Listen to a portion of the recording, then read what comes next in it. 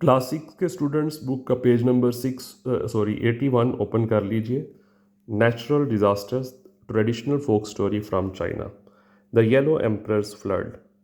In ancient times China knew the wrath of heaven in the form of a terrible all consuming flood. कदीम ज़माने में China जानता है कि उसके ऊपर आसमान से शदीद गुस्सा नाजिल हुआ था, और वो किस शेप पे था? एक टेरिबल ऑल कंज्यूमिंग फ्लड था। एक भयानक किस्म का सब कुछ ख़त्म कर देने वाला फ्लड आया था। For long the yellow emperor ruler of heaven had been caused sorrow and anger. एक लंबे अरसे तक जो येलो एम्परर था, आसमान का शहनशाह, ruler of heaven, had been caused sorrow, उसको शदीद गुस्सा जो है वो आया, एंड एंगर, और गुस्सा और गम पहुंचा कि ज़मीन पे लोगों के तौर तरीके जो थे वो बहुत ही गलत किस्म के हो चुके थे। विकेट वेज जो मतलब कि एक दूसरे के साथ शायद झूठ और बेईमानी का बाज़ार गर्म करते होंगे, और शायद एक दूसरे को नुकसान पहुंचाने वाले काम करते होंगे। आसमान पे बैठा जो उनके रिलीजन के मुताबिक उनका जो गॉड था, और वहाँ से ये गुस्सा नाजिल हुआ। At last he came to feel, आखिरकार उसको ये चीज़ का एहसास हुआ, that only the severest punishment, सबसे शदीद किस्म की सज़ा, वुड सक्सीड इन ब्रिंगिंग, वो सबसे शदीद किस्म की सज़ा इसी सूरत मुमकिन थी कि लेकर आई जाए mortal world back to its senses. फ़ानी दुनिया को, मॉर्टल वर्ल्ड को इसकी सेंसेस में लेकर आया जाए, यानी कि इसके होश व हवास ठिकाने लगाए जाएं। And as the instrument of his punishment, और गॉड ने उनके जो रिलीजन के मुताबिक उनका जो गॉड था, उन्होंने पनिशमेंट के तौर पर, पनिशमेंट के आले के तौर पर क्या चीज़ को चूज़ किया था? Send down endless torrential flood rains. कभी कभी ना ख़त्म होने वाली जो टोरेंशियल फ्लड रेन्स थी उनको भिजवाया गया। The cruel and vindictive spirit of water, पानी की जालिम और इंतकामी जो स्पिरिट थी, kung kung was placed in charge, उसको हरकत में लाया गया। Kung kung carried out his duties without mercy, kung kung ने अपनी जो ड्यूटीज़ हैं बगैर किसी रहम के वो जारी रखी। सेकंड पैराग्राफ है, first the rain pin the people in their houses, सबसे पहले बारिश ने लोगों के घरों को निशाना बनाया। Making it impossible to go out into the fields, और इस चीज़ को नामुमकिन बना दिया बारिश ने कि बाहर लोग खेतों में भी नहीं जा सकते थे।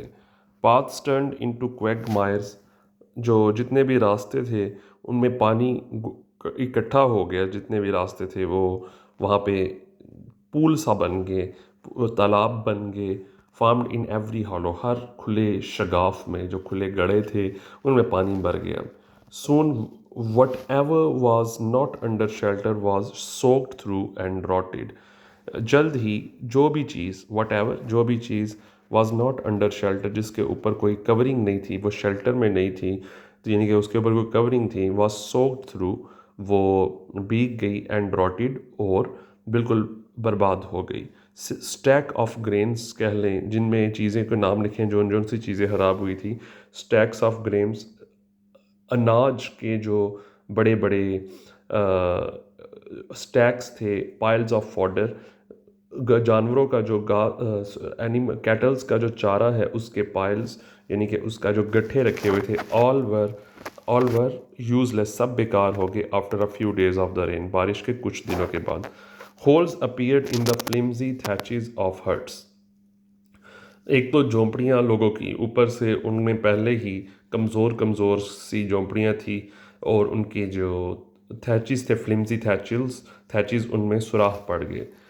And the people शिवर्ड and mould with cold and hunger, लोग कांपे और लोगों ने मातम जैसा रोना रोया सर्दी बुहार से और भूख के मारे। अब थर्ड पैराग्राफ है, देन वन आफ्टर अनदर, फिर एक एक करके, the rivers broke their banks, rivers ने अपने किनारों को तोड़ डाला। The dwellers in the plains and valleys and all who lived by the lake or sea शोर saw the waters surge towards them.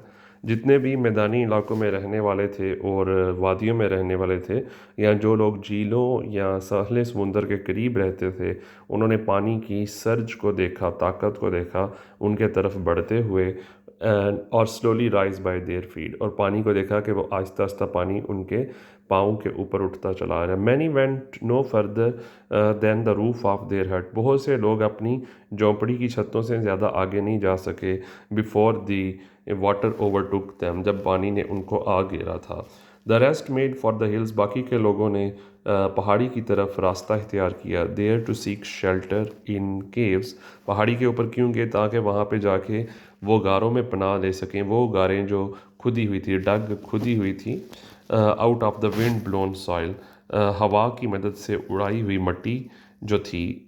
जब पहाड़ों के ऊपर हवा का प्रेशर पड़ता हुआ होगा और मिट्टी वहाँ से उड़ गई होगी, तो गारें वहाँ पे जो है बन गई होंगी। वहाँ पे लोगों ने शेल्टर लिया, जाके सीख किया शेल्टर, यानी कि पनाह ली। The rest made for the hills, ये होगी line. Some even copied the birds, कुछ लोगों ने परिंदों की नकल की। And made through rough nest, और जाड़ियाँ इकट्ठे करके अपने सोने के लिए जो है रफ किस्म के नेस्ट्स बना लिए। और किधर बनाए? In the top most branches of trees, ज़ाहिर सी बात है जब नेस्ट है तो वो ज़मीन पे तो नहीं होंगे, नेस्ट तो फिर ट्रीज़ के ऊपर ही होंगे। और उन्होंने बारिश के सैलाब से बचने के लिए टॉप मोस्ट ब्रांचेस पे जो है वो नेस्ट बनाए।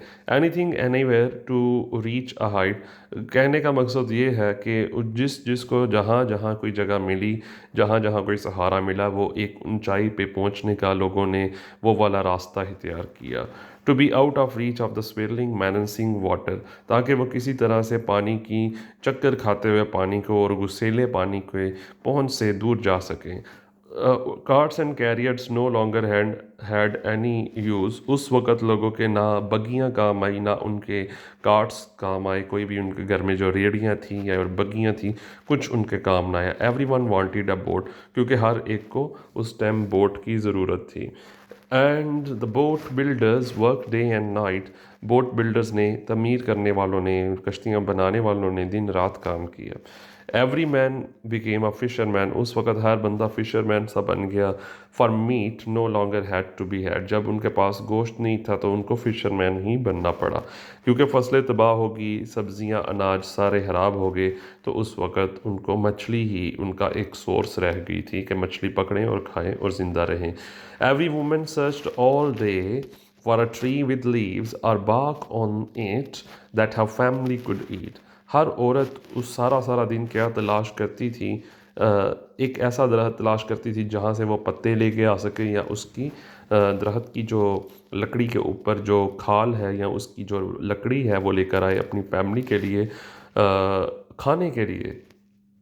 And all there was to drink now that the wells and streams had disappeared, और अब पानी पीने के बचना क्या था? सभी के सभी कुएं और जो नदियां थी वो तो गायब हो गए सैलाब के अंदर ही। अब उनके लिए ब्रैकिश किस्म का मडी वाटर बचा था कि वो फ्लड का जो वो पी सकते थे। सेकंड लास्ट पैराग्राफ है। Terrible indeed was the wrath of the yellow emperor, बेशक येलो एम्पर का जो गुस्सा है बेशक बहुत भयानक था। But there was one spirit, लेकिन अभी भी एक आसमानी ताकत ऐसी थी, who look down on the world, इसने दुनिया के इंसानों को देखा, and was move to pity by their plight, और उसको उनके ऊपर रहम आ गया, उसके दिल को तरस आया कि इनके ऊपर रहम खाया जाए।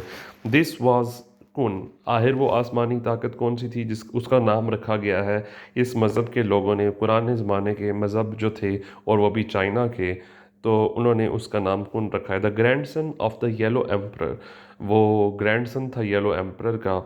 जिसने ये कहानी लिखी है उसने कदीम ज़माने के चाइना के लोगों के अकायद के बारे में बताया है, उनके मज़हब अकीदे के बारे में लिखा है कि उन्होंने येलो एम्पर को एक सबसे बड़ी अपनी पावर समझा था, उनको उसको येलो एम्पर को वो गॉड समझते थे।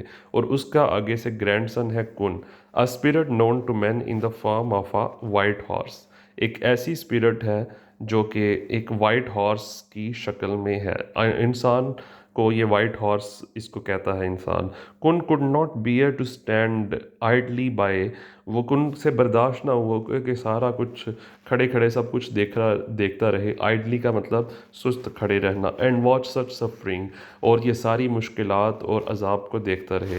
But when he pleaded with the ruler of heaven his grandfather, जब उसने अपने ग्रैंडफादर रूलर ऑफ हेवन से रिक्वेस्ट की to withdraw the flood of his anger, कि अपने गुस्से का जो फ्लड है इसको ख़त्म कर दे, हिज प्ली वॉज रिफ्यूज, इसकी जो रिक्वेस्ट थी इसको रिफ्यूज़ कर दिया गया। The punishment was not yet complete, सज़ा अभी मुकम्मल नहीं हुई थी। कुन लेफ्ट द इम्पीरियल प्रेजेंस, कुन ने अपने शाही लिबास या शाही वजूद जो था उसको छोड़ दिया। And stood wrapped in distress and perplexity, और वो मायूसी और परेशानी में जो था लिपटा हुआ खड़ा हो गया।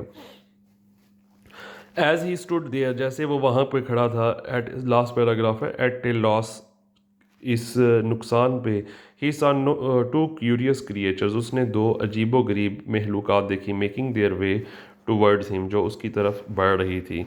वन वॉज एन आउल, एक उनमें से उल्लू था। And one was a black tortoise, दूसरा ब्लैक कलर का कछुआ था। And they were helping one another along, और वो एक दूसरे की मदद कर रहे थे। What problem is causing you such distress great spirit, asked the owl, owl उससे पूछता है उस कुन से कि क्या ऐसी मुश्किल आ गई जो तुम्हें इस किस्म का परेशान किए हुए है। I am filled with pity for the suffering human, replied Kun, मैं मुश्किल में पड़े इंसानों के ऊपर जो है रहमो तरस से भरा हुआ हूँ इस टाइम। फील्ड विद पिटी से मतलब रहम से भरा हुआ हूँ। And yet I do not know, और फिर मुझे ये भी नहीं पता how their world is to be freed from the great flood, कि इनकी दुनिया को इस अजीम और बड़े सैलाब से आखिर कैसे निजात मिल सकेगी। यहाँ पे स्टोरी हुई है एंड। स्टूडेंट अगले पेज पे पहला क्वेश्चन है, why did the yellow emperor send the flood rains, yellow emperor ने उनको फ्लड रेन्स क्यों भेजी।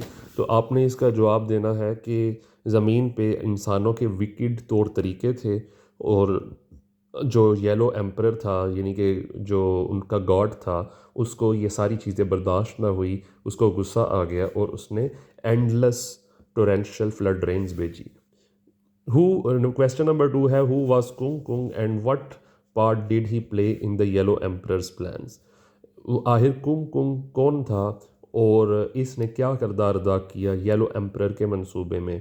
आपने पीछे पढ़ा है कुंग कुंग असल में बारिश का नाम है, और इसने ये किरदार अदा किया कि येलो एम्परर यानी कि जो लोगों का गॉड था, जब उसने हुक्म दिया कि बारिश तुमने रुकना नहीं, तो बारिश ने अपनी पूरी ड्यूटीज़ जो थी पूरी ईमानदारी से निभाई। जो उसको हुक्म हुआ था हर जगह को जो है वो कोई ऐसी जगह ना छोड़ी जहाँ पे सैलाब ना लाया हो। क्वेश्चन नंबर 3 है, what effect did the flood rains have on people's homes, लोगों के घरों के ऊपर क्या असर पड़ा था फ्लड रेन्स की वजह। आपने पीछे पढ़ा है हट जो थे उनकी फ्लिम्जी थैचेस में जो थे होल्स हो गए थे, हट की फ्लिम्जी थैचेस में होल्स हो गए थे। इसके अलावा लोग कुछ तो अपने घरों की छतों पे तो चले गए थे, नीचे वाला पोर्शन रहने के काबिल नहीं था रहा। क्वेश्चन नंबर 4 है, describe in detail some of the ways in which the desperate people fought to escape the floods, तफसील से बताएं वो सारे तो तरीके बताएं जिसमें जो मायूस लोग थे उन्होंने सैलाब से बचने के लिए पूरी तरह से लड़ाई लड़ी। लोग छतों पे चढ़ गए, लोग पहाड़ियों की तरफ दौड़े, लोग जो है उन्होंने केव्स में शेल्टर लिया, लोग जो है नेस्ट्स बनाकर दरख्तों की टॉप मोस्ट ब्रांचेस पे सोने लगे। तो ये चीज़ें थी जो लोगों ने इख्तियार की, डेस्परेट लोगों ने, ताकि किसी तरह फ्लड्स के साथ जंग लड़ सकें। फाइट की सेकंड फॉर्म है फॉट। इसके अलावा उन्होंने उनके पास खाने का जब कोई भी चारा नहीं था तो सारा उनका अनाज जो था वो जो उगाया हुआ था वो सारा ज़ाया हो गया, जो बचाया हुआ था वो भी सारा रॉटन हो गया। और उनके पास अब कोई भी तरीका नहीं था, सिर्फ वो फिशरमैन बन सके और वो दरख्तों के पत्ते और झाड़ियाँ खाने पे भी मजबूर हो गए थे। What have you learned about कुन, कुन के बारे में आपने कहा, कुन के बारे में हमें ये सीखा है कि उससे इंसानों की मुश्किलात बर्दाश्त नहीं हो सकी, वो उसने अपने रिक्वेस्ट भी की सबके बिहाफ पर, इंसानों के बिहाफ पर अपने ग्रैंडफादर से रिक्वेस्ट की, लेकिन उसकी रिक्वेस्ट को रिफ्यूज़ कर दिया गया। और उसने कहा कि मैं तो इनके लिए जब तक इनको ये लोग परेशान रहेंगे मैं भी इनके साथ ऐसे ही परेशान रहूँगा। यानी कि वो बड़ा ही रहमदिल किस्म का था और लोगों के दर्द को महसूस करता था, और वो उनके साथ उनके दर्द के साथ साथ खड़ा था। How did the owl know that something was causing Kun distress, and how do you know that something is also wrong with the owl and the tortoise? Okay, इस क्वेश्चन को हम लोग क्लास में डिस्कस करेंगे, ठीक है? Okay, thank you for watching. अल्लाह हाफिज़।